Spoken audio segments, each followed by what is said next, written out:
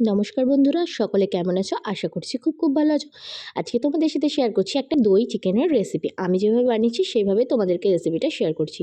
প্রথমে আমি এখানে নিয়ে নিয়েছিলাম 500 গ্রাম মতো চিকেনটাকে ভালো করে পরিষ্কার করে ধুয়ে নিয়ে আমি গোলমরিচের গুঁড়ো মাখিয়ে চিকেনটাকে 15 মিনিট মতো ম্যারিনেট করে রেখে দিয়েছিলাম।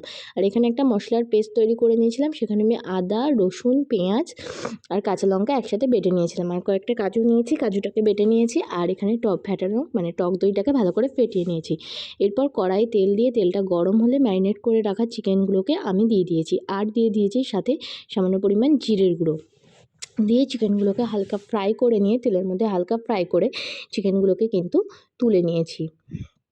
চিকেনগুলোকে তোলা হয়ে গেলে ওই তেলের মধ্যেই আমি দিয়ে দিয়েছি গোটা গরম মশলা। সেখানে আমি দিয়ে দিয়েছি 2টো এলাচ, 2টো লবঙ্গ আর একটু দারচিনির টুকরো দিয়ে ভালো করে সেটাকে ভেজে নিয়ে তার মধ্যে আমি দিয়ে দিয়েছি যে মশলাটা করে রেখেছিলাম, সেই মশলার পেস্টটা আমি কিন্তু ওর মধ্যে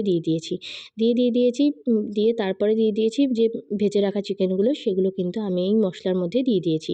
আর দিয়ে দিয়েছি সামান্য পরিমাণ লবণ দিলে পরে চিকেনটা ভালোভাবে সিদ্ধ হয়ে যাবে। আর দিয়েছি কাশ্মীরি লঙ্কার গুঁড়ো একটু কালারের জন্য, আর দিয়েছি সামান্য পরিমাণ হলুদ গুঁড়ো দিয়ে ভালো করে মশলার সাথে চিকেনটাকে ভালো করে নাড়াচাড়া করে নিয়ে ঢেকে আমি 20 মিনিট মতো হতে দিয়েছি, একদম আঁচ কমিয়ে।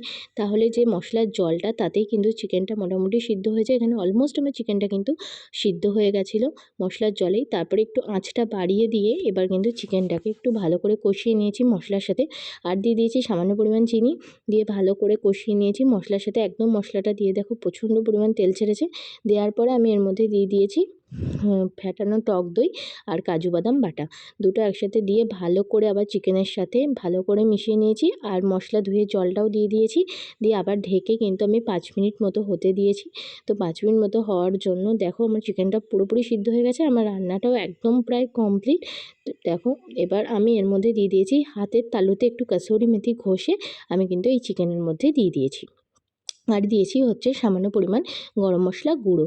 তো আমার চিকেনটা একদম রেডি। আর এই চিকেনটা হচ্ছে ভাত, রুটি, পরোটা সব কিছুর সাথে খেতে কিন্তু ভীষণ ভালো লাগে। আর আমার রেসিপিটা কেমন লাগলো অবশ্য করেই জানিও, আর ভালো লাগলে অবশ্য করেই লাইক, কমেন্ট, শেয়ার করো। আর আরও একটা নতুন ভিডিও নিয়ে খুব তাড়াতাড়ি আবার তোমাদের সাথে দেখা হচ্ছে। সকলে ভালো থেকো, সুস্থ থেকো। আর অবশ্য করে আমার ইউটিউব চ্যানেল চন্দ্রাস ক্রিয়েশন, সেখানে সবাই লাইক, কমেন্ট করো ভিডিওগুলোতে, আর পারলে সাবস্ক্রাইব করে দিও। সকলে ভালো থেকো। আজকের মতো আসছি, টাটা।